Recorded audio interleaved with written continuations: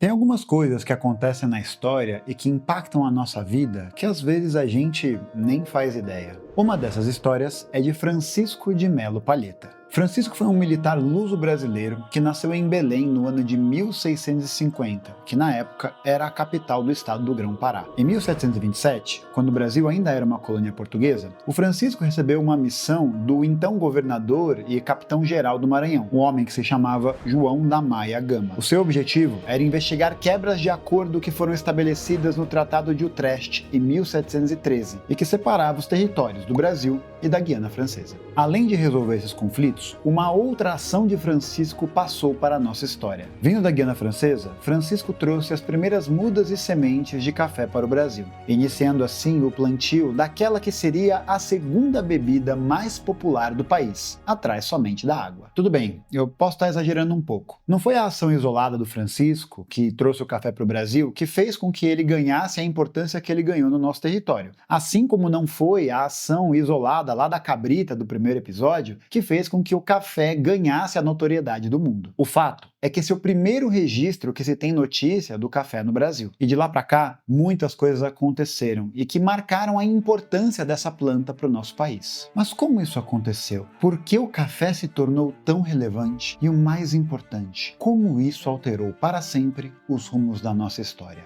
São essas e outras perguntas que a gente vai buscar responder a partir de agora, com o segundo episódio da nossa trilogia especial sobre a história do café. E a gente vai entender qual foi o papel tão importante que essa planta desempenhou na formação histórica do Brasil.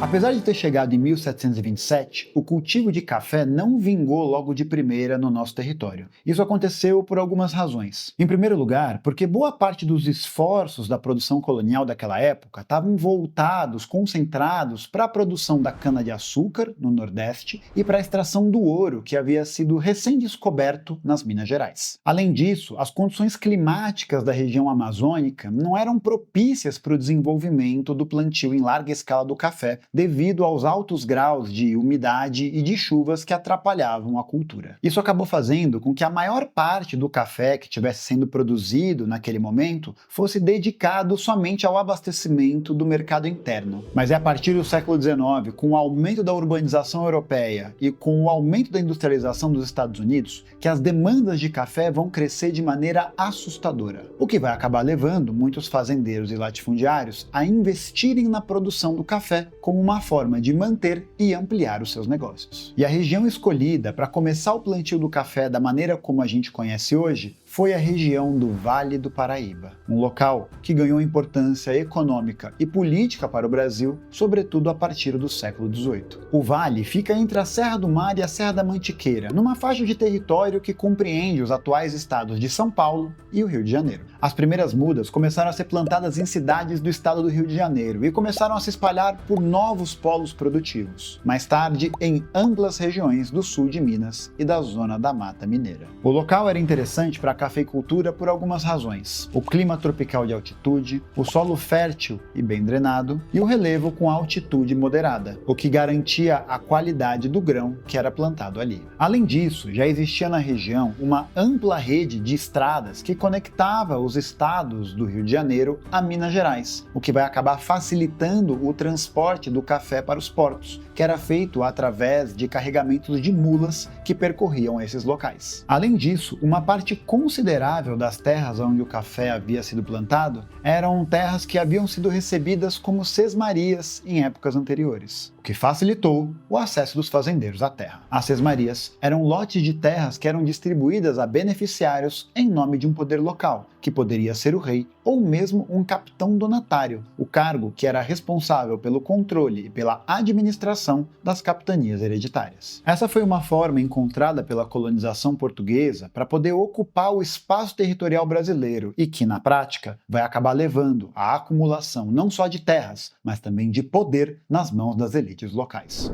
Antes de continuar, eu quero mais uma vez te convidar a conhecer o Clube de Assinaturas da Vero Café. No Clube de Assinaturas da Vero Café, você entra em contato com diferentes produtores de café espalhados por todo o Brasil, que a cada mês vão disponibilizar para a Vero, que vai entregar na sua casa um cafezinho diferenciado e com diferentes toques e experiências gastronômicas. E você pode assinar o clube tendo uma condição especial utilizando o cupom GAIOFATO5, que está aqui na descrição do vídeo e que vai garantir a você não só desconto na sua assinatura, mas também a obtenção de brindes e promoções exclusivas. Não deixe de conhecer o Clube de Assinaturas da Vero Café e venha com a gente apreciar esse café com qualidade e ter uma experiência diferenciada na apreciação dessa, que é a bebida favorita de todos os brasileiros.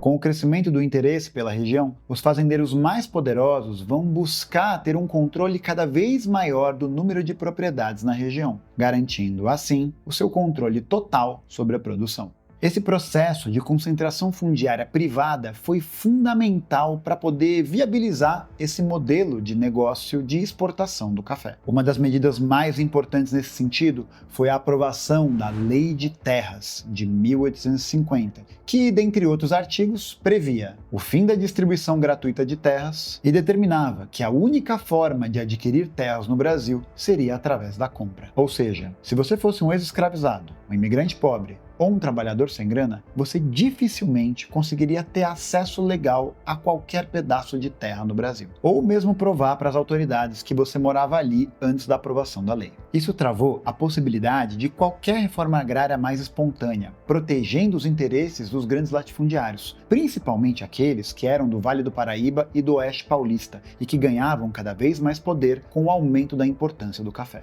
Como o processo de produção do café era complexo, e os resultados não eram imediatos, latifundiários precisavam de muito investimento para sustentar seus projetos, fazendo com que pequenos produtores fossem engolidos pelo crescimento dessas grandes propriedades, que recebiam incentivos e investimentos privados e também estatais, o que não é muito diferente do que acontece hoje em dia. Fazer planos safras cada vez mais robustos, maiores e melhores. Além do foco em exportação e da concentração de terras, tem um outro fator que foi muito importante para o sucesso econômico do Vale do Paraíba. Foi a mão de obra escrava.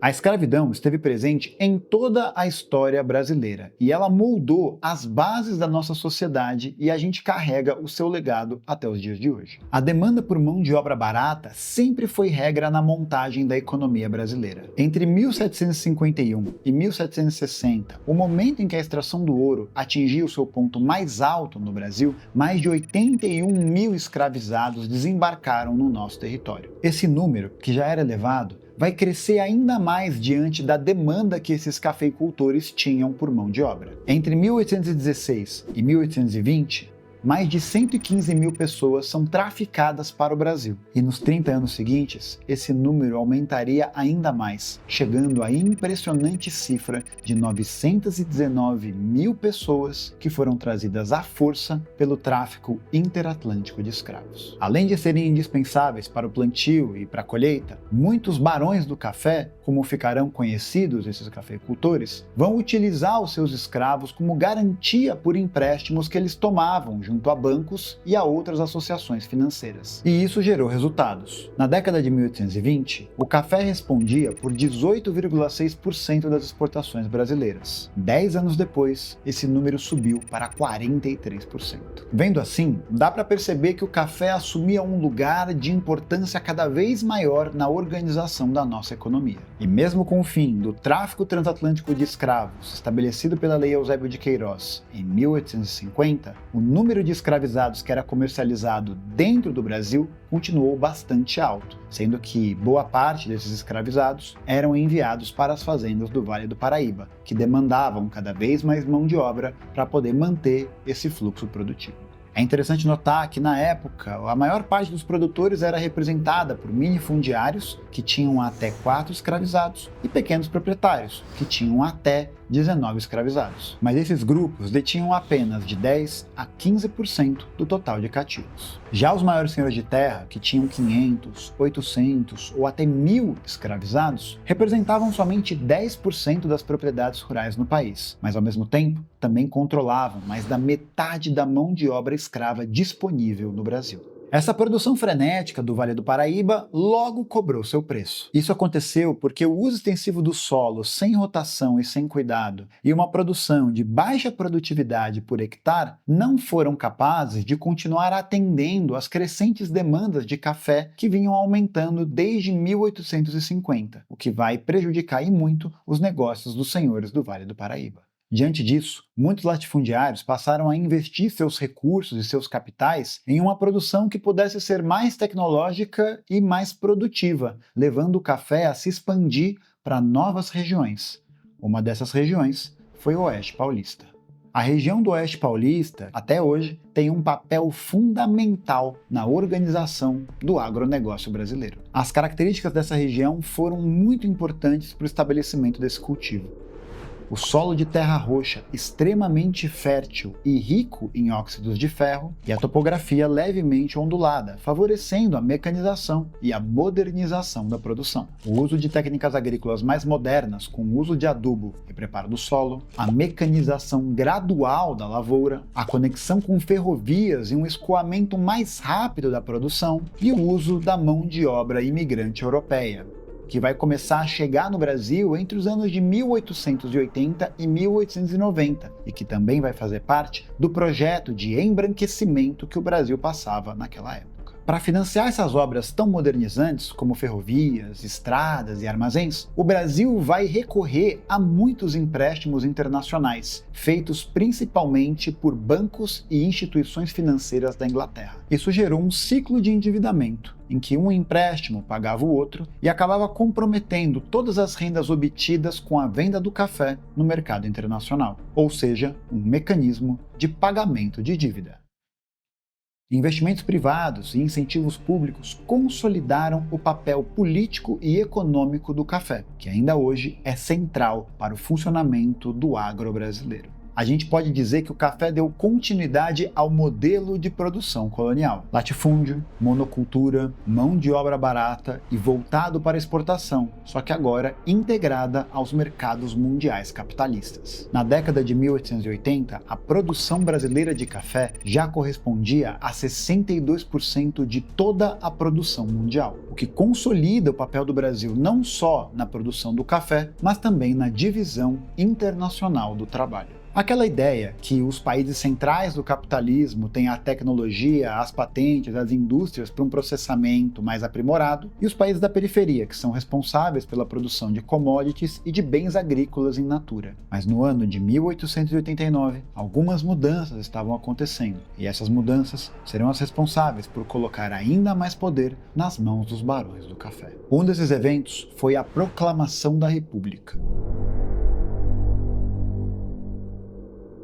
que, entre outras razões, foi resultado da pressão dos barões de café por um maior controle político e, portanto, econômico do nosso país. Muitos desses fazendeiros apoiavam a monarquia, mas com a assinatura da Lei Áurea, que libertou os escravos em 1888, muitos desses fazendeiros acabaram arruinados, fazendo com que uma boa parte deles mudasse de lado e passasse a apoiar o projeto republicano. Eram os chamados republicanos de última hora. No começo da República, entre os anos de 1889 e 1894, o Brasil foi governado por Deodoro da Fonseca e Floriano Peixoto. Foi o período conhecido como República da Espada devido ao caráter militar do seu governo. Mas foi em 1894, após a vitória eleitoral de Prudente de Moraes, que a elite agrária, aliada a bancos e a alguns setores industriais, vai assumir controle direto do Estado, iniciando assim a chamada República das Oligarquias, conhecida popularmente como a República do Café com Leite. Os partidos que dominavam a cena eram o Partido Republicano Paulista,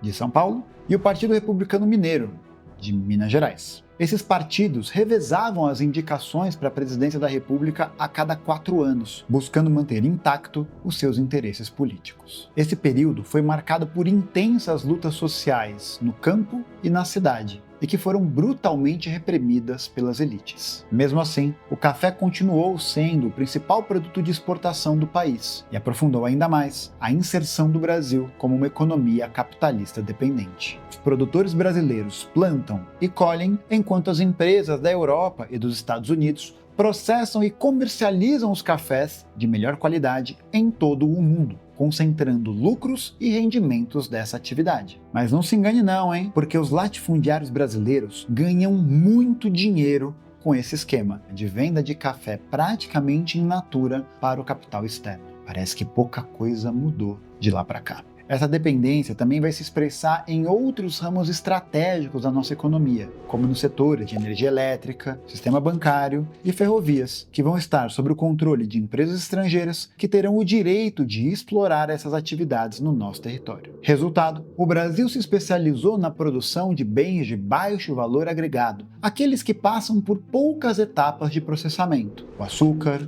o algodão, o tabaco, a soja, o milho e, é claro, o café. Enquanto vende a preço de banana os seus setores e companhias estratégicas. Os governantes, industriais e latifundiários conheciam bem essa lógica e tinham o interesse de mantê-la. Como a economia dependia da cotação do preço internacional do café, qualquer oscilação nas bolsas de valores de Londres e principalmente de Nova York afetava a economia nacional. Quando esse setor range e apresenta problemas, o Estado corre em seu socorro. Um dos exemplos mais emblemáticos disso foi a assinatura do Convênio de Taubaté, em 1906. Esse acordo previa que, diante da queda do preço internacional do café, o governo brasileiro deveria comprar os excedentes produtivos e assim garantir o equilíbrio do valor desse preço na cotação internacional. O dinheiro que era usado para comprar esse excedente era obtido através de empréstimos, principalmente feitos por bancos ingleses. Ou seja, o Estado estava ali para salvar o barão do café, salvar o cafeicultor, e é você, trabalhador, que paga a conta. Mas com a quebra da Bolsa de Valores de Nova York em 1929, o quadro de agitação política que existia na República das Oligarquias vai piorar sensivelmente. Nesse processo, um movimento político que vai acabar gerando a Revolução de 1930 vai colocar no poder uma outra fração da classe dominante, que vai alterar as prioridades de desenvolvimento da economia nacional. A partir desse momento, diversas organizações vão ser fundadas para poder controlar melhor a produção da economia brasileira. Uma delas foi o Conselho Nacional do Café, criado durante o governo de Getúlio Vargas e que vai ter como função principal controlar o volume de produção interno e garantir a manutenção dos preços. De lá para cá, muitas coisas aconteceram na história do Brasil, e o café continuou a ter uma importância central no desenvolvimento da nossa economia. E hoje, o Brasil responde por cerca de 35% de toda a produção mundial de café. Mas comparar o passado e o presente exige um certo cuidado. Quais são as condições atuais da produção? Como o café é negociado globalmente? E principalmente, por que, mesmo sendo o maior produtor mundial, o preço do café está tão caro no Brasil? São essas e outras questões que a gente vai explorar no nosso terceiro e último episódio da série especial sobre a história do café, onde veremos como funciona o comércio mundial desse grão e como ele afeta a vida dos brasileiros. Obrigado por assistir até aqui. Não se esqueça de curtir esse vídeo, se inscrever no canal e também de ativar as notificações para receber o aviso de quando será lançado o terceiro episódio da série. E também não se esqueça de utilizar o cupom Ultra Mega Especial que a Vero Café disponibilizou para vocês, que está aqui na descrição desse vídeo. Um beijo, nos vemos no próximo episódio e até mais.